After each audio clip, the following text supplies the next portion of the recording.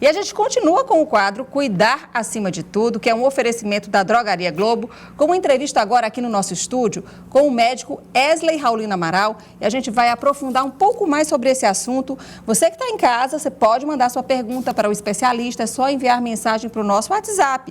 Você já anotou? Se não anotou, anote agora, 8699270783. A gente já está aqui na nossa sala de visita aqui do Bem-Estar com o doutor Esley. Seja muito bem-vindo, doutor. Obrigado, Você acompanhou a reportagem aí com a gente, sim, né? Então, a gente vai aprofundar um pouquinho mais nesse tema. E uma questão que eu fiquei na dúvida é como é que é o exame Papa Nicolau?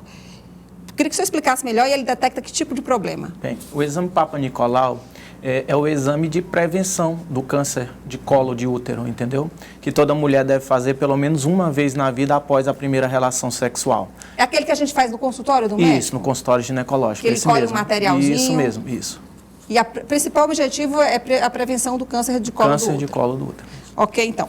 Em relação às vacinas, antes da mulher pensar em engravidar, ela deve olhar para a carteira de vacinação e atualizar essa carteira de vacinação? Quais são as vacinas que são importantes? Sim, sim. Como explicado pela doutora Ana Maria, é sempre importante a mulher fazer uma consulta pré-concepcional, para que o obstetra possa observar o que ainda falta para ela fazer para que ela tenha uma gravidez segura. Vacinas que não podem ser usadas durante o período da gravidez podem ser adiantadas e prevenir doenças, como por exemplo a vacina da rubéola, que não pode ser usada na gravidez, mas que se a mulher conseguir fazer antes da gravidez, ela pode ter uma gravidez bem mais tranquila, evitando assim doenças. Outras vacinas, como a própria vacina do HPV, também pode ser usada e feita antes do período da gravidez, o que previne o câncer de colo de útero, vacinas as mais diversas, hepatite B, por exemplo, também muito importante que a mulher tenha essa atualização vacinal para que ela tenha uma gravidez bem mais tranquila. Por exemplo, a mulher que quer engravidar, ela não foi vacinada em relação contra a rubéola, ou existe uma validade daquela vacina, ela precisa tomar novamente, e qual tipo de problema a mulher pode ter e o bebê pode ter caso tenha rubéola durante a gestação? A vacina da rubéola, uma vez que ela complete o esquema vacinal, ele serve para toda a vida. Então, não precisa ficar sempre se revacinando. A rubéola é responsável por uma síndrome da rubéola congênita que é extremamente grave para a mãe e para o bebê principalmente, e que pode dar malformações e risco até de aborto mesmo. Então, é muito importante isso. Em relação ao peso da mulher, isso influencia na hora de engravidar? Se ela estiver acima do peso ou abaixo do peso? Sim, claro. Até porque o peso, ele define uma questão muito importante, que é a questão hormonal da mulher. Então, mulheres com excesso de peso ou com peso muito baixo, extremo baixo peso, a desnutrição severa, elas não conseguem ovular normalmente, então elas têm mais dificuldade. O excesso de peso ainda traz como consequência algumas doenças plurimetabólicas, como por exemplo a hipertensão, o diabetes, que podem definir problemas na gravidez sérios, Doutor, eu queria também perguntar aqui, enquanto as perguntas dos nossos telespectadores, elas são selecionadas lá pela produção, eu queria falar sobre a idade da mulher. Hoje, nós, mulheres, a gente tem um dia cheio, A gente cuida da casa, a gente trabalha, tem que se preparar para o mercado de trabalho, começa a estudar, E aí, quando você vai ver, você vai pensar em ter filho com 30 anos. No meu caso não foi assim, gente, eu comecei muito nova. Mas assim, as minhas amigas, tem muitas amigas que elas começaram já a pensar em ter filho com 30 anos, e eu acho que você deve estar se identificando com isso. Qual é a melhor idade para a mulher engravidar? Hoje, a gente vai falar de relógio biológico, tá bom? Isso. Hoje a FEBRAS, que é a Federação Brasileira de Ginecologia e Obstetrícia, ela define que a melhor idade, a idade ideal, é que a mulher tenha entre 20 e 35 anos. Essa é a idade ideal. Claro que uma gravidez que acontece ou antes dos 20 ou após os 35 anos, podem sim transcorrer de maneira fisiológica, tranquila. Porém, há um aumento do risco. Risco de diabetes gestacional, risco de pressão alta na gravidez, que é a pré-eclâmpsia. Os hormônios da mulher já começam a sofrer alterações. Além disso, a mulher ela já nasce com a carga de óvulos pré-determinada já no nascimento. Ela tem uma quantidade X de óvulos. Quantos óvulos a gente nasce, mais ou menos? São milhares, né? São vários, Assim, ela libera, em média, um óvulo por mês, esse é que é o fisiológico.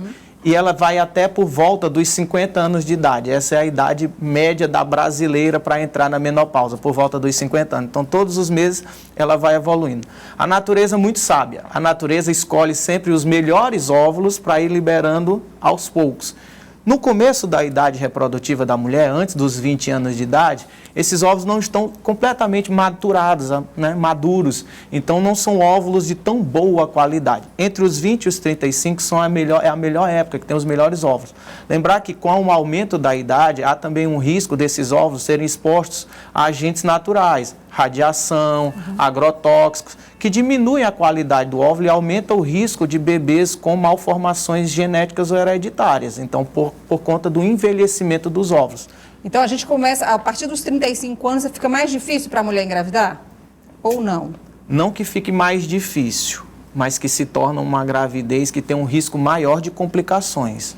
E qual o tipo de complicação? Para a gente deixar bem didático isso, doutor. Para o bebê e para a mãe, as principais. Para o bebê, malformações congênitas hereditárias, né, genéticas, como síndromes de Down, síndromes de Turner, autismo também, isso interfere com a idade da mulher ou não? Com relação a isso, a gente ainda não tem dados comprovatórios se a idade avançada materna ou a idade muito jovem se aumentam muito o risco. Nós não temos isso. E para a mulher, quais são os principais problemas? São as doenças plurimetabólicas que acompanham. Entendi o que é isso. Diabetes, problemas hormonais, problemas de hipertensão arterial, que na gravidez é muito grave, né? A pré-eclâmpsia. Doutor, a gente tem uma pergunta aqui, por favor, coloca na tela aqui para a gente ler. Estava dando início ao tratamento de gravidez, dei uma pausa pois estou com medo da Covid. Tenho 29 anos, a Carla Rodrigues. Esse é um assunto que a gente também já estava combinado para a gente tratar aqui. Muito obrigada, viu, pela pergunta. E aí, doutor, com essa pandemia, é indicado que as mulheres programem uma gravidez ou não? Carla, primeiro eu quero te parabenizar pela pergunta. Excelente hora para fazer essa pergunta. A gente ainda tem muito poucos dados sobre a pandemia.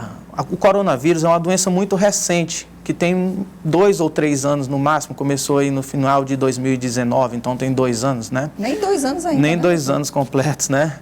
E a gente ainda não tem dados suficientes dos efeitos desse vírus sobre uma gravidez. Uma mulher que engravida durante a gravidez ela adquire o vírus, ou se ela, antes mesmo de engravidar, se ela adquirir o vírus, se isso vai trazer consequências para o bebê. Infelizmente, nós não temos, nós ainda estamos engatinhando ainda, né, nos estudos com relação à Covid-19, uma doença muito nova, que não temos dados suficientes. Então, assim, para pessoas jovens que estão se programando para engravidar e que pode esperar um período de tempo para poder fazer essa gravidez, eu acho mais prudente, o mais sensato que ela, nesse momento, ela deu uma esperada, né? Vamos falar do caso da Carla. A Carla está com 29 anos. Então, como eu falei, até os 35 anos é um período bem fisiológico, que dá para esperar. Então, Carla, eu acho que para você e para todas que estão esperando engravidar nesse período, vamos esperar um pouco, vamos ter melhores estudos, vamos entender um pouco melhor a doença, vamos acalmar, vamos esperar a vacina. Tá aí, estamos começando essa questão da vacina, vamos ver os efeitos da vacina, a proteção, e aí sim. Mas aí vamos lá, a mulher, não, gente, eu quero engravidar, ou então engravidei sem querer. Quais são as dicas aí, doutor? O que a mulher deve fazer para se cuidar, já que eu quero engravidar agora, vou ter meu filho porque não quero mais esperar? Porque também tem a questão da ansiedade também, a gente precisa viver. Qual é a dica que a gente pode dar para essas mulheres? Mulheres com mais idade, que já não tem como esperar tanto tempo, que postergaram um pouquinho, como você falou, esse desejo da gravidez e tal, e que agora estão se vendo numa sinuca que não sabe o que fazer, ou engravida, ou esperar o que fazer. Então, para essas mulheres, ou que engravidaram, ou que não tem como esperar, as dicas são as dicas higiênicas e dietéticas que a gente sempre orienta em consultório. Então, na Medimagem, por exemplo, que é onde a gente atende, sempre orientação. Distanciamento social, uso de máscara, lavagem de mãos, né? É sempre ter essas dicas para evitar de pegar uma doença que a gente não sabe as consequências dessa doença ainda. Para a mãe nem para o bebê. Nem para a mãe, nem para o bebê. Tivemos uma ótima notícia essa semana. Notícia boa a gente quer dar aqui Saiu sempre. Pelo Ministério da Saúde na segunda-feira, que vai ser liberada a vacina de fragmentos de vírus, né, no caso a Coronavac, para todas as gestantes. Antes eles estavam liberando para as gestantes de alto risco, nas gestantes diabéticas ou portadoras de doença pulmonar crônica, Aí cardiopata. já fica outra dúvida, e a Agora, mulher grávida pode tomar essa vacina? Não Segundo o Ministério, não temos estudos suficientes que garantam. Tudo indica que sim, porque essa vacina, em especial a Coronavac, ela é produzida através de fragmentos do vírus, assim como é a vacina da influenza H1N1, que já vem há mais de 10 anos sendo aplicada nas gestantes, sem riscos. Então, é uma vacina que tudo indica que não haverá riscos para as gestantes e que serão liberadas para as gestantes logo, logo. Vamos lá, última pergunta para a gente encerrar, doutor Wesley. Qual é a pergunta, gente? Vamos encher aqui da Catiana. Oi, boa tarde. Boa tarde, Catiana. Tenho 32 anos e tenho 2 miomas benignos e estou querendo engravidar. Sou de Parnaíba. Muito obrigada aí pela audiência de Parnaíba do nosso litoral. Estou com saudade do ventinho da praia. Eu tenho muitos pacientes de Parnaíba. Um grande abraço à população de Parnaíba. Parnaíba é uma cidade fantástica. O mioma, ela é um tumor sólido benigno do músculo do útero, oriundo de um único clone celular que começa a se multiplicar de maneira desordenada e que pode parar o crescimento.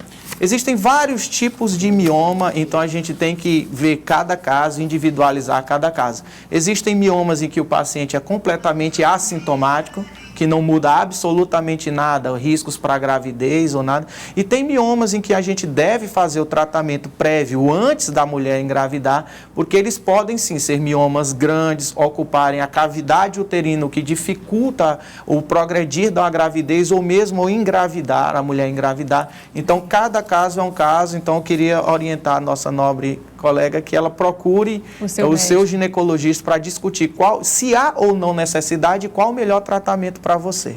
Obrigada, doutor Wesley, pela sua participação aqui com a gente no Vida Saudável. Uma boa tarde para o senhor. Boa tarde. Até uma próxima oportunidade. Se Deus quiser.